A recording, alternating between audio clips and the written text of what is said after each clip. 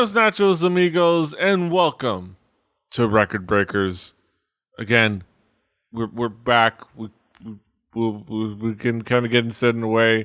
I have internet again for good for now. Maybe we'll see. God, if you know what, we're gonna keep on trucking. If I have to take a laptop to the nearest dive bar that has Wi-Fi, and do the show from there, I will do it. Because dive bar, McDonald's. You know that's as close as I'm gonna get. Better lighting. Yeah, better lighting. But yeah, Record Breakers, a music podcast that shares music with each other as best as they can and as often as they can. I'm Petey, your man with no plan. Here with me is my team, my squad. We've got Brett. Sorry, Charlie. We've got Drew. And we've got Patrick. Hello. We're here, gathered, talk about music, talk about an album that one of us is sharing. That person that is sharing that album is me. I brought forth a really cool, awesome, fun hip-hop album by a group by the name of Jurassic 5. They're a group made up of 6 individuals, 4 MCs, and the collective entity known as the collective entity made up of the 2 DJs, formed by 2 crews that came together, 2 rival crews came together and set their differences aside to go conquer the world of hip hop. And they made Jurassic 5, and this album came out, and it's kind of like off of the kind of, they call it the picks up where quality control the previous album left off. Kind of a little bit of this, that, and the other things. But let's talk about what's some expectations back when I first told you guys we were going to talk about this many moons ago. Let's talk. Brett, what were your expectations coming into this album? Man, I've been following Jurassic 5 since they were the Cretaceous 2. Actually, my buddy had some of this in his Subaru station wagon when I was in school, and I was too far up my punk rock butt to listen to anything but punk rock. And I haven't really found my way into some Jurassic 5, although like I have. Like now that I've like gone through and listened to Jurassic 5 an album cover to cover, I'd be like, hey, I'm familiar with some of this. Yeah. But like I would not be able to name a song to you off of this album before listening to this. Yeah. Patrick, what were your expectations coming into this album? I had certainly heard a few Jurassic 5 songs, but I had never experienced a full album. So this was me kind of coming in knowing that they were a hip hop group, you know, kind of from the 90s and early 2000s, but that was kind of all I knew. Mm-hmm. And Drew, what were your expectations? I think you had a little bit more, I imagine. I did. I am pretty familiar with Jurassic 5. I think Jurassic 5, the dual DJ thing, I think is one of my favorite things. Especially like when they can do weird things on stage. There was that like weird Coachella a while back. I'm now getting off into the weeds on things that don't matter about this fucking album. And just matter about Jurassic 5 being fucking rad. But they're a group that, like a lot that I've done on this show before, where I will say the words, I've listened to a lot of their stuff, but I've never listened to like, hey, we're going to make an album and this is the songs we're going to put on the album along with each other sort of thing. So I never listened to from cover to cover of that sort of thing. So I was excited to hear like, hey, I know a lot of these songs, especially this one being the one with what I would consider the hits. Yeah. Let's hear how they string together those type of things, and let's really hear what it comes down to. So I was really super pumped about it. Yeah. Jurassic 5, it's a group, hip hop group, and a sizable as far as like MCs and collaborators. because they formed from the groups Rebels of Rhythm and Unity Community. So he's got like all 4 of the MCs. You got Charlie Tuna, you got Akil, you got Zakir, I got Mark 7, and of course you got DJ Newmark and Cut Chemist, and kind of in the booth and behind the turntables, kind of driving that music. And I think that inform, and I say that because that informs kind of a big part of the style is that as a as a hip hop group, much of their no matter what the tone of the songs or what the theme of the song is, much of the music is going to be a very reminiscent of a very pass the mic style. They're going to have certain chunks of verses and bounce off between, tag in different members and transition between different members, and each, everyone's gonna get their shit in, as the one Brian Cage would say, and it works. And no matter what the theme is, everybody contributes something that I think musically, all the MCs and whoever is in charge of that song musically in that particular time contribute something that makes it greater than some of its parts, because it's the music is really creative and the beats are very evocative and they work for the tone of whatever given song it is. The hip hopping, the rapping is skillful, clever, smart, on topic and on point always, and there's just fantastic hip hop. It's just fantastic hip hop. There's great moments of Jurassic 5's classic like harmony hip hop singing style, which is kind of their signature. A little bit of evocative old school hip hop. There's a little bit of more wokeness, as it were. A little bit more of a social conscious lyricism on a few of the songs. So some of them are just classic hip hop turns of phrases, hip hop, like clever rhyming and clever word phrase turning. But let's kick it to you guys who are a little bit better at describing things musically than I am. Brett, how would you describe this album musically? Well, really tight and concise ways, like using the term sproing for things that I can't describe any other way. Yeah. This album's got some amazing, like the beat and the samples that are used are pretty amazing. The use of like the piano and the strings, like, you get the symphonic hits and horns and stuff, but there's like also like samples of like vintage broadcasts. Like Petey was saying that like the vocals are pretty great when they have their unison choruses, and like there's so much separation in the sounds of the voices as well. That I can now spot a Jurassic 5 song very easily, and be like, oh, so that's who I've been listening to forever because of a voice that I recognize. But no, like it's very tight, very maybe dynamic. A certain verbal Herman Munster. Yeah, word enhancer.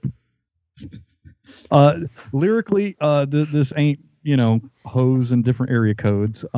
It's more of a slice of life, and not like a cartoonish like parody of itself. It takes itself fairly seriously, and it covers topics that I was sitting around the house like 8 years ago when I first listened to this album for this episode, because it's been a long time since we first started listening to this album.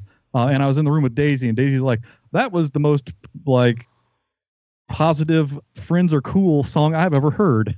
And it came off of this album. Like there's a positivity, but also a wokitude, as Petey alluded to. He never said wokitude. I'm a liar. Wokitude's a great word, though. But like that there's a sample of an engine revving that was used to great effect. That is the sproing of this album. Yes. I just wanted to bring that up. But this is a great album if you're into the not cartoonish side of hip hop. These are people taking the art seriously. Not that, Word of Mouth isn't a serious album for serious people, but this is a very different album than that. Yes. Patrick, how would you describe this album musically? So you have the pass the mic hip hop thing, which is generally, if you've got good people doing it, is a really cool way to make an album not all sound the same, because you've got multiple voices, everybody gets their parts. But the thing I guess I didn't expect was the harmonizing hooks, the like harmonized hooks where you get like all of them singing together and they can all sing fairly well. Like, a thing people will rag on a lot of rappers for is that they can't sing, and these guys can carry a tune, and that's kind of nice.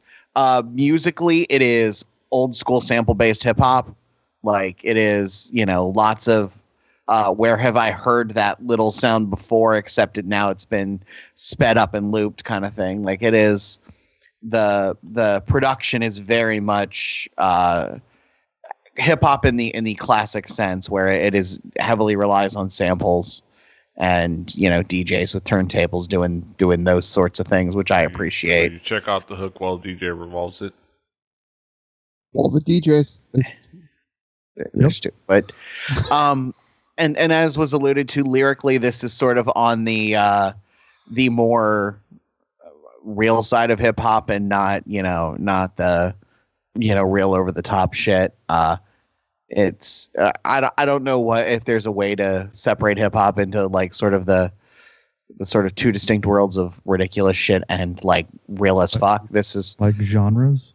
Yeah, this is in the real as fuck side of hip hop. Like, it's there's some like not super serious moments, but there's also like a lot of just talking about life and problems and good things and bad things. It's not, there's no as Brett said, this is no word of mouth. Side mirrors aren't flapping like a fucking bird.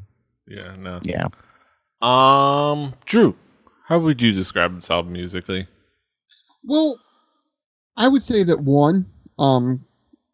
the dueling DJs and the use of the samples, the beats, what they're making there, I think is sort of cool. You have that, like everybody said here, the sample used pretty regularly and to good effect, but there's a musicality to the way they use those samples that I think is really, really on point. Always has been with this band.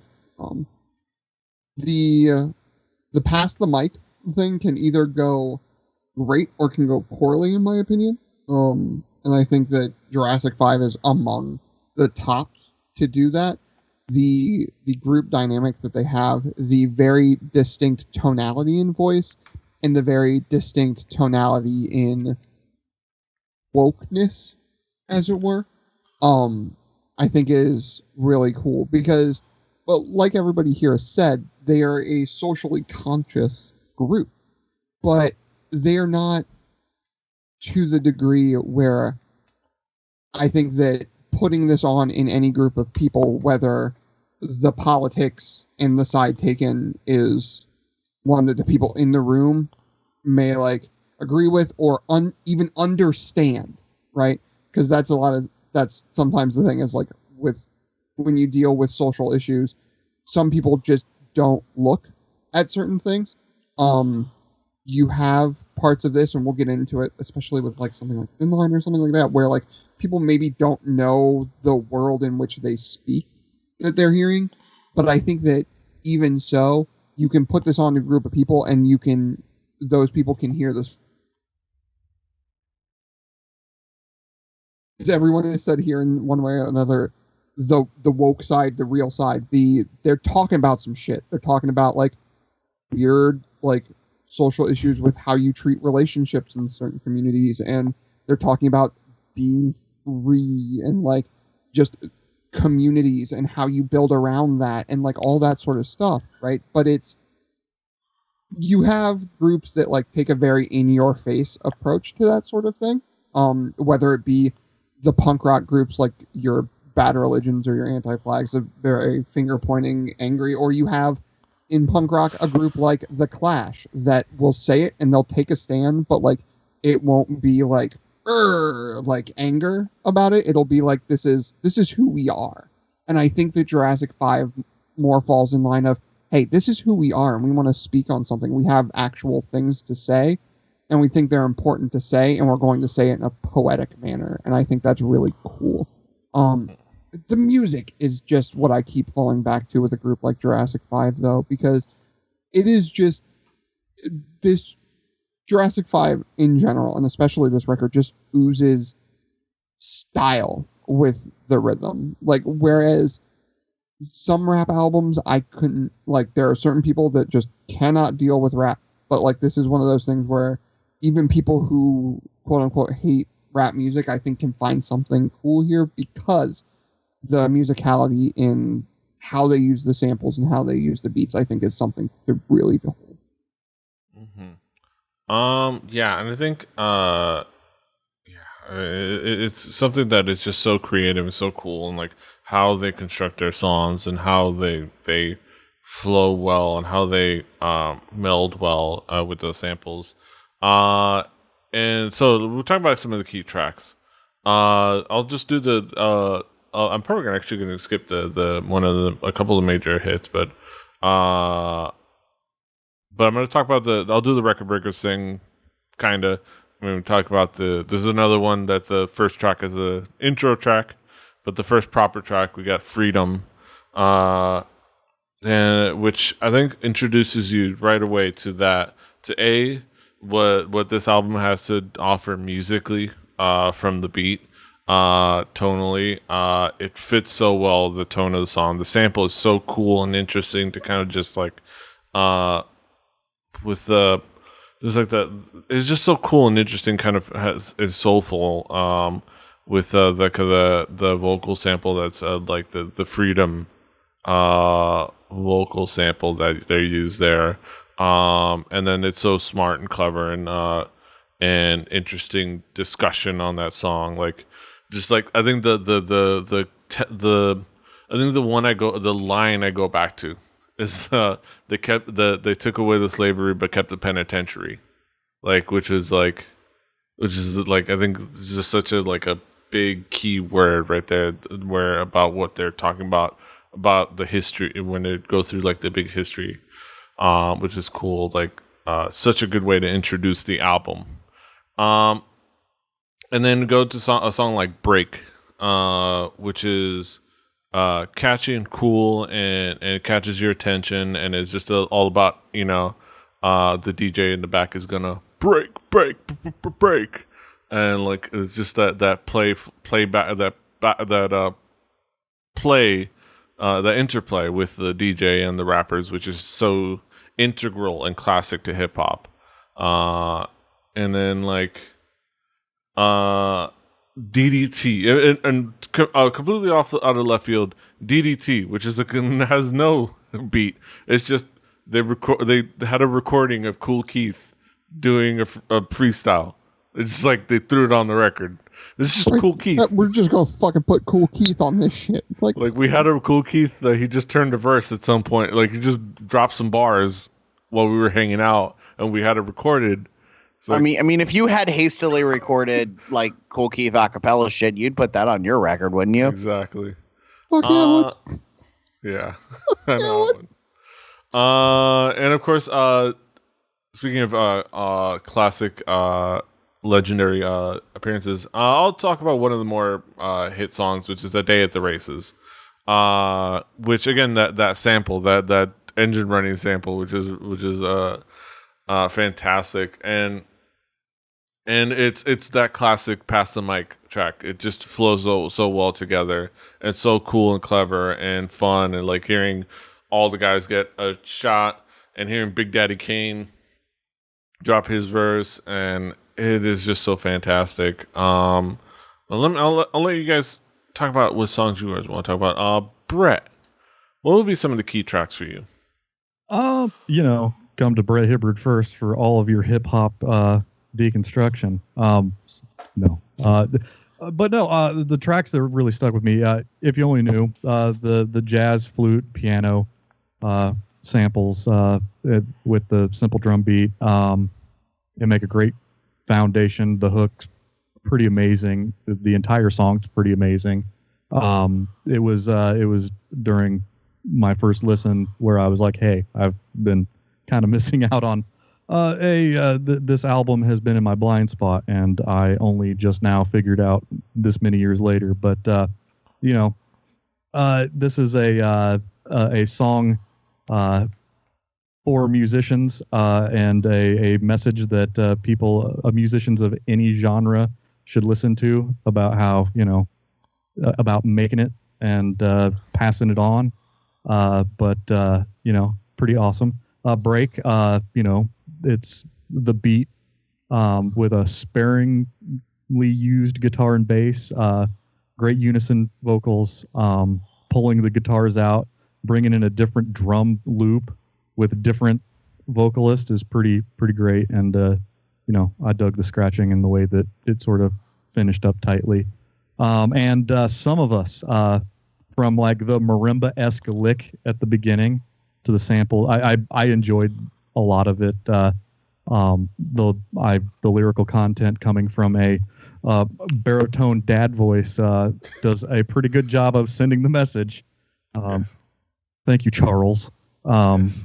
But there are a lot of good songs on this album, but those were the three that stuck with me. Mm-hmm. Patrick, what would be some of the key tracks for you? I'm going to do the sort of record breakers thing, talk about Freedom, which is the opening track after the intro. It has a really good groove. It's, like I said, sort of, just sample-based hip-hop production, classic, like MC with some tables and, maybe a sampler. But it is a really good example of how these guys, are the pass the mic style that they have, and how well the handoffs are made, and how smoothly and like cleverly they put that in. If You Only Knew, really, really good track. Who knew hip hop needed a flute? But apparently it does. Mm-hmm. The harmonized vocals on the hook are really, really good on that one. And like, that was kind of the thing I wasn't expecting. And I feel like you kind of said, it's one of their trademarks and sort of one of their, their calling card is among other things is that. And it sort of was this reminder that there aren't enough hip hop groups, probably for mostly economic reasons. It's a lot easier to make money when it's just you and a DJ than it's when 4 guys and 2 DJs. But like this was a different from a solo MC and has some advantages. And then What's Golden, because it's got a really, like, musically, that is my favorite track on here in terms of the music and production work. It's got a dirty bass synth, doing sort of a bass line, and the percussion's really well thought out. And, the vocals and the rapping's really good, but, like, the music on that one's really, really strong. And then DDT, because Cool Keith, why not? Also, y'all remember Nelly Furtado? She's on here for a second doing a hook. I had this thing, like, I have not listened to this in a very long time. Probably like, one of my favorite I tracks remember on this Nelly record is Furtado. What? One of my favorite tracks on this is probably that one. Yeah, it's just, y'all remember Nelly Furtado. I had that moment. Also, it's been a while. Don't lie. You only picked What's Golden because it was on Forza. Oh, was it? It's on Forza Horizon 3. I haven't played as much of that as I should have, and I mostly listen to the drum and bass station. He's got his headphones on, and it's Fly Like a Bird, like all that Nelly Furtado in his ears all day. Turn out the lights. I've definitely not ever listened to that whole Nelly Furtado album. Like Nelly Furtado's good. Like 15 years ago or whatever. It's been a long time. It's got. I was in like 8th, 9th grade, I think. Nelly Furtado's alright. She's a fantastic singer, and she's still singing hooks on shit. Like Nelly Furtado, like everyone. Yeah, so if you're cutting a hip hop record, don't be afraid to call him Miss Furtado, and she'll sing you a hook. It'll be good. She was working. She released an album this year. Like, so she's doing her thing. She apparently released a Spanish language album, which is crazy. Spanish language? Yeah. Which is crazy considering she's Portuguese Canadian. Yeah, I was gonna say that's the reason why I was like, wow. I would think like, Yep. Nope. She's. Yep. French or Portuguese? Yes. Drew, what would be some of the key tracks for you? Well, for one, everybody said they were going to do the record breakers thing and then didn't. I never said nothing. Don't put words in my mouth. This starts out with the bass sample from the last track of Quality Control, which I think is cool as shit. But I'm going to skip to If You Only Knew. If Only You Knew? Wow, I almost switched that all around. If You Only Knew. You could only see. The trials and tribulations I've been through is apparently speaking on a podcast. If you only knew. Hey, it's been a while. It's been like 3 years. Are we doing a Stained record next? Yes. It's been a while. No, but if you only knew. Yeah, the piano and flute, like on a hip hop record, like I'm down. Like I'm super down with that. It's a song that, like, when I think of like, hey, when I'm thinking of like the musicality in this record, like If You Only Knew comes up high on that portion of it. What's Golden to me is a track that, like, What's Golden is the Jurassic 5 track to me. One, because of the lyricism in it, for one, the way they play off each other, and like what each one brings to that track in terms of outlook on it, I think is cool. And then that feeds into, again, like I said, probably one of my favorite tracks, Thin Line, because of, like, again, that weird disconnect. The thin line they speak of is something that I think, like, is cool to talk about in, like, that way. It's a really, like, neat idea. It's something that, like, usually you get, like, the bravado of what that is. You don't get the, like, where you're like, hey, this could be weird if we, like, broach this and we're, like, cool with each other. Like, is that going to be all right? Like, I think that's cool. Also, they put fucking Cool Keith on the track. It's like it's just Cool Keith. Like, hey, we have the shitty recording of Cool Keith. Like, you know what we're gonna do with it? Just fucking put it on a record. But then, like, I Am Somebody.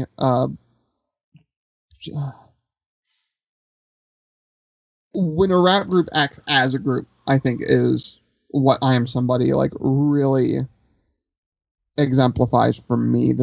Especially the second verse, it goes in and out in sort of a really ridiculous way that I think is really cool to hear.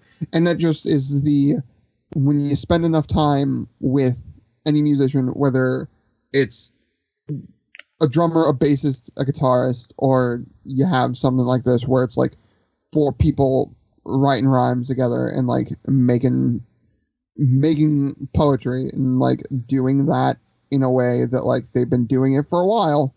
They know how to work together.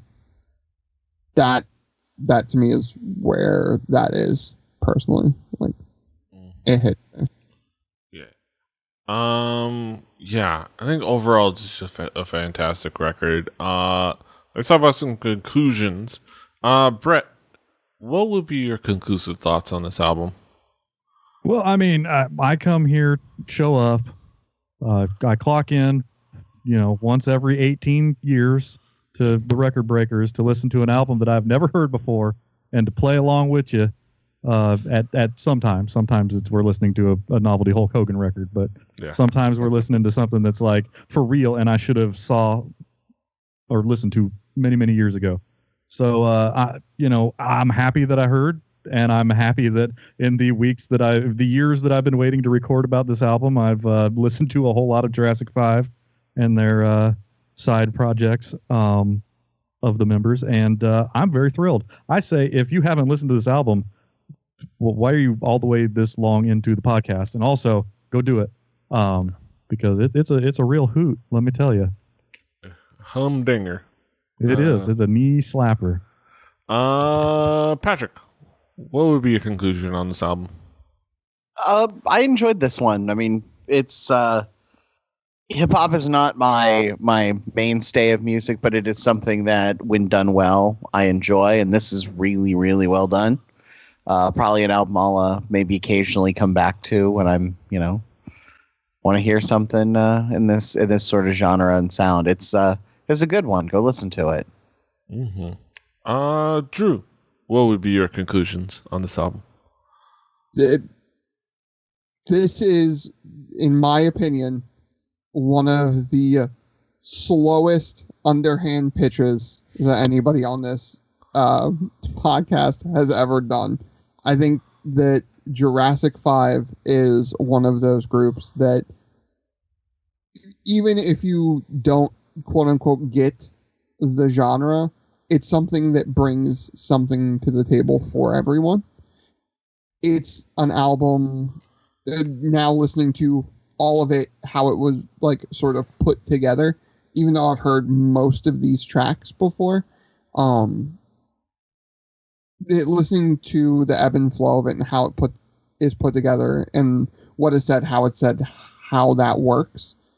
I think it's one of the smartest put together records that we've listened to in a while. It's one of those albums that, in my opinion, is almost a must listen to.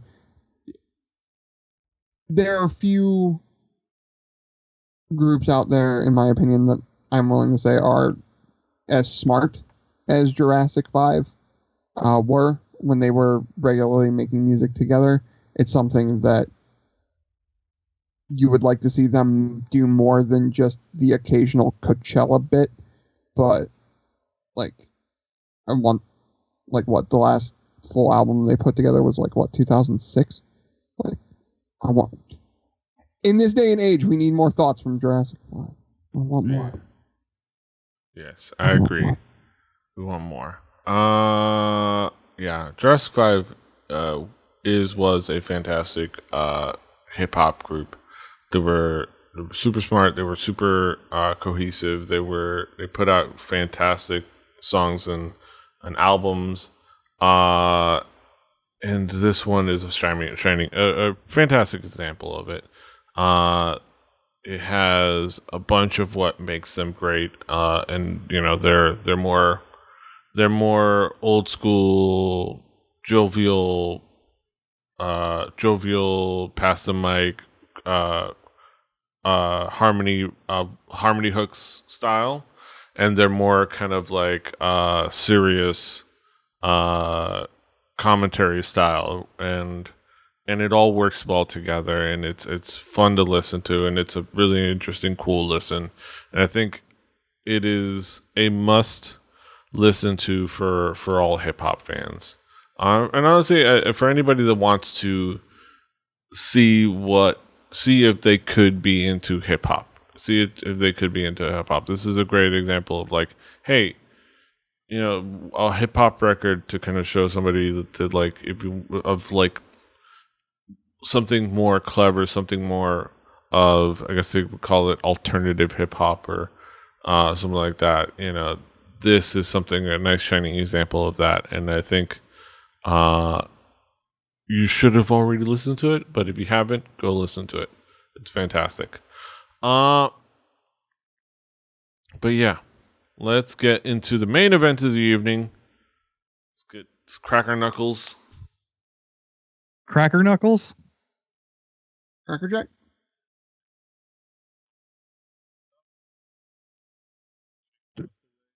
Calisthenics time. Serious time.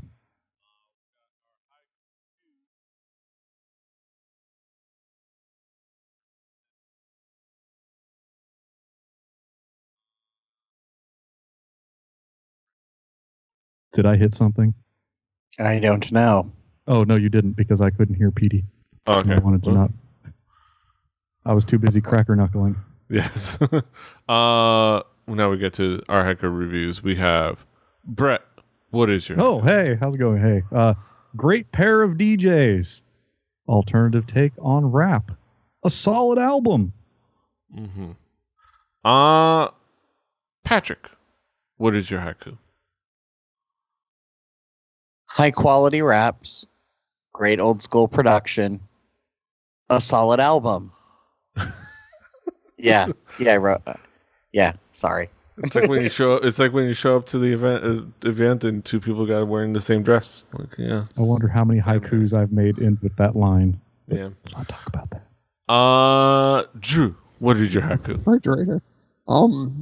Intelligent rap with a great funk lineage. Easy crowd pleaser. Mm-hmm. Of course, my haiku: smart, skillful hip hop, shows off all J5 does well. A solid. In its finest form. Refrigerator. In its finest form. Of course, that's our haiku. That's all of our thoughts on Jurassic 5, Power in Numbers. You can, of course, find it on our Spotify playlists. Play Record Breakers a home game. You'll have plenty of time, probably. Yeah. Also on that Spotify playlist will be the next record we talk about when we do finally have another episode. And that album is provided by Patrick. Patrick, what do you got for us next week? Maybe. So we're gonna take a strong turn to something completely different. Haim and their album "Something to Tell You." L'chaim. Yes, exactly. Yes, actually, kind of yes. Yeah. It's wonderful. Hold on for hopefully just one more week. Yes. First choice. But let's get that will be then, and this will be now. I guess. Hopefully we'll shake off the rust for the next episode. But shake it off. Shake it off. But that will be then. This is now. You can, of course, find us all over the internet. Patrick is at The Swagger. Brett is at HibbittyBirbird. HIBBITYBIBBARD. Drew is at X Drucifer X. I'm at PD Rave. The show's at 4 Record Breakers. That's the number 4 Record Breakers. RecordBreakersPodcast.com. RecordBreakersPodcast@gmail.com if you want to email us. Rebellion.net for this and other shows. Subscribe to us. We're on places where you can find podcasts. Like, share, do all the things. Until next time, hasta los huevos. Charlie Tunaloo.